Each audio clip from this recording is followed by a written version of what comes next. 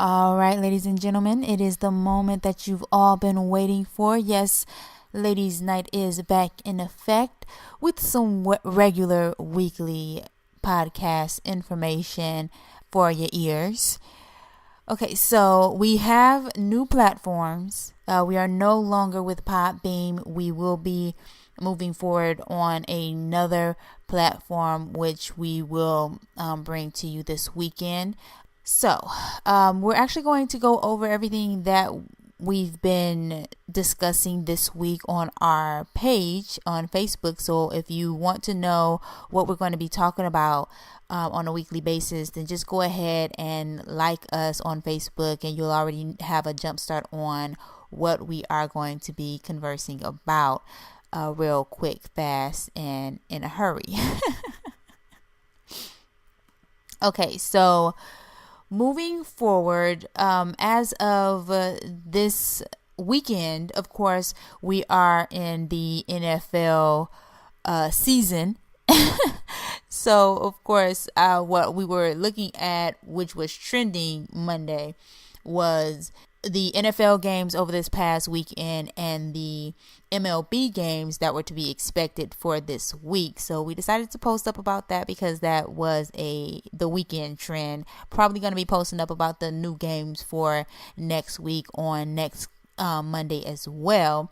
I'm not really a sports head, but I do sit back and watch sports on Sunday and Monday with my dudes. So I do get a little bit of sports education now on a regular basis. Like we said before, it's a time for beers and to just chill.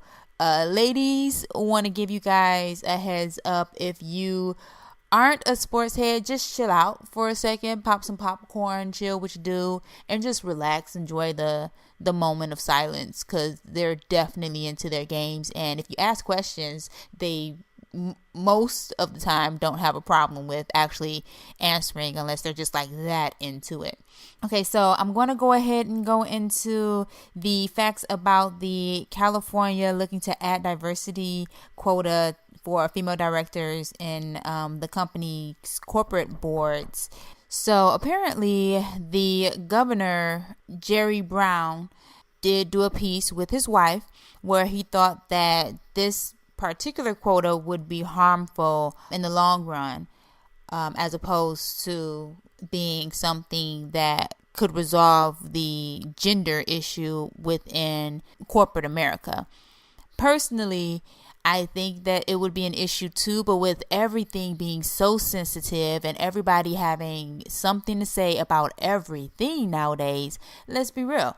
Like, if they added the quota, would it be an offensive quota, or would it be something that some of the women in corporate America would embrace? Because at this point, they're making a law for everything, like every little bitty thing. I mean, like, are we really that sensitive? The answer is yes. You're going to have people that's going to like it. You're going to have people that's not going to like it. You're going to have somebody rallying about, well, why did they not do it if they put it out there? And then you're going to have people who are going to be rallying about, well, why are we doing this? Because it'll be offensive to men if it does go through. I mean, it's going to be a problem either way. So we just have to look at what would be the major pro to it. Other legislation in the state is saying that it might be unconstitutional. That can go either way because the EEOC does say you can't discriminate based off of gender.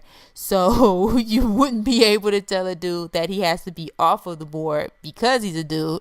You'd have to find another reason to actually fire him or another reason to bring the woman in.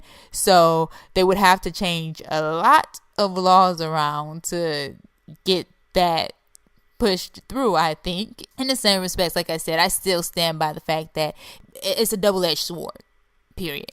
It's just that simple. So yesterday there was a mass shooting in Florence, South Carolina. We had a little blooper based off of the ABC 11 News that posted up a picture of a young, middle-aged looking black guy. So apologies to that dude, because today there was an actual update that the shooter was in fact a 74-year-old white guy who is actually a veteran. So that was quite interesting. So we did update our Instagram page in that regard, thanks to the dude who was very outraged and offended by the fact that we were posting up somebody's face in regards to being a shooting suspect. But let's be real. If you are a shooting suspect, you must expect your face to be plastered all over the news. And if it is offensive, then it should be offensive that a person would even think about shooting a cop, an innocent bystander, a child, or anybody else. If you don't want your face plastered all over the place, don't do stuff that will put your place, that will get you in a position for your face to be plastered. I mean, let's be real, period.